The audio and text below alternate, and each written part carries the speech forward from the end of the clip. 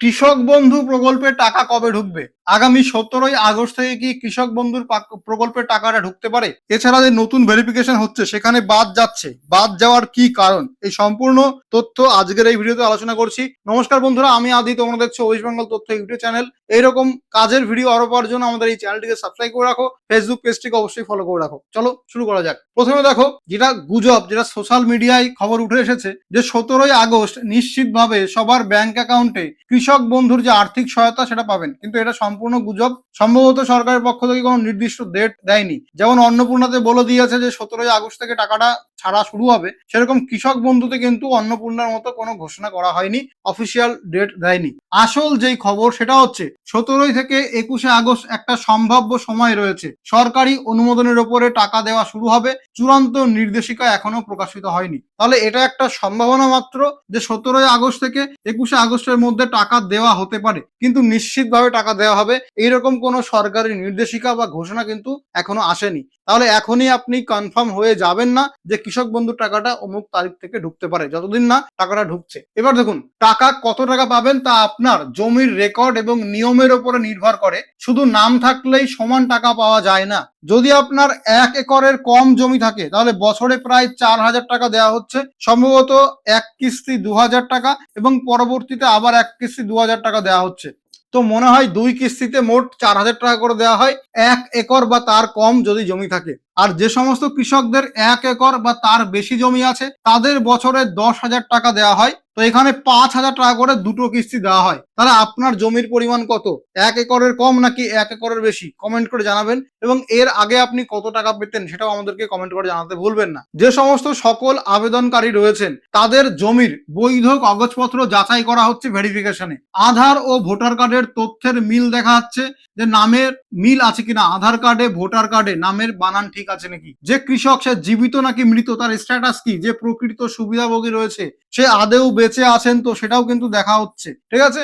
এরপরে এক জমিতে একজন দাবিদার থাকবেন, ডুপ্লিকেট বাতিল। এমনটা হতে পারে যে একই জমিতে, মনে করুন কারোর 1 বিঘা জমি, সে 1 বিঘা জমিতে দুজন যদি আবেদনকারী থাকে তাহলে একজন বাদ চলে যাবেন অটোমেটিক্যালি। ঠিক আছে। তাহলে চূড়ান্ত তালিকা ডিবিটির মাধ্যমে সরাসরি অ্যাকাউন্টে টাকা দেওয়া হবে। তো এই সমস্ত তথ্য যাচাই করা হবে, তারপরে সবার অ্যাকাউন্টে ডিরেক্ট বেনিফিট ট্রান্সফার বা ডিবিটির মাধ্যমে টাকা দেওয়া হবে। অবশ্যই চেক করে নেবেন আপনার ব্যাংকে ডিবিটি অ্যাক্টিভ করা আছে কিনা। যদি অ্যাক্টিভ না থাকে আপনি অনলাইনে বাড়ি বসেও ডিবিটি অ্যাক্টিভ করতে পারেন, অথবা ব্যাংকে গিয়েও ডিবিটিটা অ্যাক্টিভ করতে পারেন।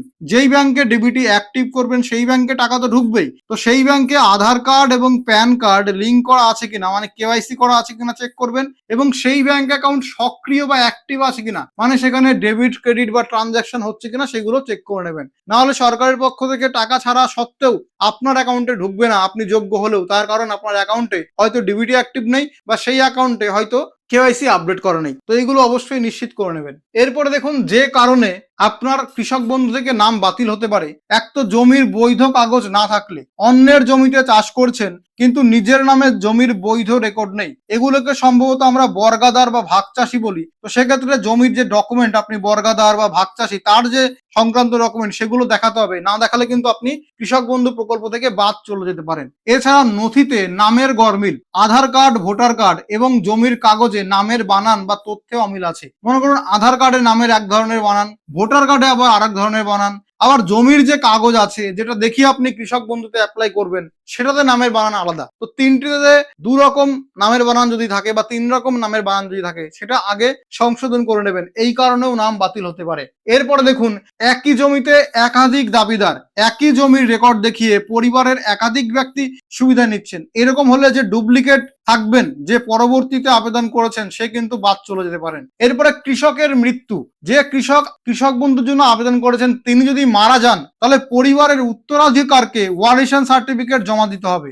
এক্ষেত্রে যদি ওয়ারিশন সার্টিফিকেট জমা না দেন তাহলে কিন্তু বাতিল হয়ে যেতে পারেন। এরপরে ভোটার তালিকায় নাম নেই, এসআইআর 2026-এর পরে যে ফাইনাল ভোটার লিস্ট বেরিয়েছে ওই ভোটার লিস্টে যদি নাম না থাকে তাহলেও কিন্তু বাতিল হতে পারেন। এছাড়া আপনি যদি ট্রাইব্যুনালে আবেদন করেন এবং সেখানে আপনার মামলাটি পেন্ডিং আছে তাহলে আপনার নাম বাতিল হবে না। এই নাম পেন্ডিং থাকলে বা নাম যদি আপনার সফলভাবে উঠে যায় ভোটার লিস্টে, তাহলেও এই কৃষক বন্ধু চলমান থাকবে বা পাবেন। কিন্তু যদি ট্রাইব্যুনালের পরে আপনার নাম বাতিল করে দেওয়া হয়, সেক্ষেত্রে আপনি ভারতীয় নাগরিক নন এবং কৃষক বন্ধু বন্ধ হয়ে যাবে। তাহলে যারা এখনো ভেরিফিকেশন করেননি তাদের নাম কি সাথে সাথেই বাদ দিয়ে দেওয়া হবে? তো উত্তর হচ্ছে না। শুধু ভেরিফিকেশন না করার কারণে নাম সঙ্গে সঙ্গে বাদ যাবে এমন কোনো সরকারি নির্দেশ নেই। এই ভেরিফিকেশনের মূল উদ্দেশ্য হলো কৃষক বন্ধুর তথ্যের সাথে পিএম কিষানের তথ্য যুক্ত করা। তো যদি ইতিমধ্যে আপনি ভেরিফিকেশন না করে থাকেন, অতি সত্বর কৃষক বন্ধুর যে ভেরিফিকেশন ফর্ম সেটা জমা দিন আপনার নিকটবর্তী কৃষি অফিসে। নাহলে কিন্তু এখন বাদ না গেলেও, সঙ্গে সঙ্গে বাদ না গেলেও পরবর্তীতে বাদ চলে যেতে পারে। অন্যান্য প্রকল্পের সাথে কৃষক বন্ধু প্রকল্পের টাকা কি একসাথে পাওয়া যাবে কিনা? প্রথমে দেখুন, কৃষক বন্ধু আর পিএম কিষান একই জমিতে একসাথে দুটো প্রকল্পের টাকা পাওয়া যাবে কিনা, এইটার উত্তর হচ্ছে অস্পষ্ট বা অপেক্ষাধীন। মানে এখনো এর সঠিক উত্তর পাওয়া যায়নি। সোশ্যাল মিডিয়ার কথায় কান দেবেন না, সরকারি নির্দেশিকার জন্য অপেক্ষা করুন। তাহলে কৃষক বন্ধু এবং পিএম কিষান দুটি প্রকল্পের টাকা একই জমিতে একসাথে পাওয়া যাবে কিনা তার উত্তর এখনো জানা যায়নি। এবং কৃষক বন্ধু তার সঙ্গে প্রতিবন্ধী ভাতা সম্ভবত এই দুটো প্রকল্পের টাকা একসঙ্গে পাওয়া যাবে। কিছু ক্ষেত্রে এই দুটি প্রকল্পের সুবিধা একসঙ্গে পাওয়ার সুযোগ রয়েছে।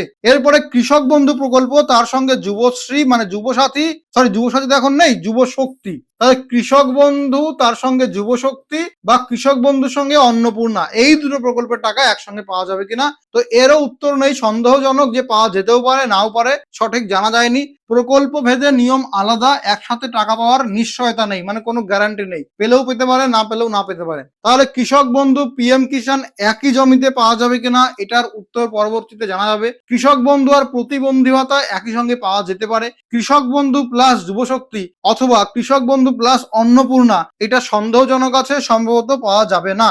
এবার মনে রাখুন, নির্ধারিত সময়ে আপনার অ্যাকাউন্টে কৃষক বন্ধু টাকা না এলে আপনি কি করবেন? প্রথমত, আতঙ্কিত হবার কিছু নেই, আগে স্ট্যাটাস চেক করুন। কৃষক বন্ধু পোর্টালে আপনার বর্তমান স্ট্যাটাস কি দেখাচ্ছে তা চেক করে নেবেন। এরপরে জমির তথ্য, আধারের, ব্যাংক অ্যাকাউন্টের তথ্যে কোনো ভুল আছে কিনা মিলিয়ে দেখবেন, আপনার ভেরিফিকেশনে কোনো প্রকার সমস্যা হয়েছে কিনা। তারপরে আপনার ব্যাংকের সঙ্গে ডিবিটি অ্যাক্টিভ আছে কিনা।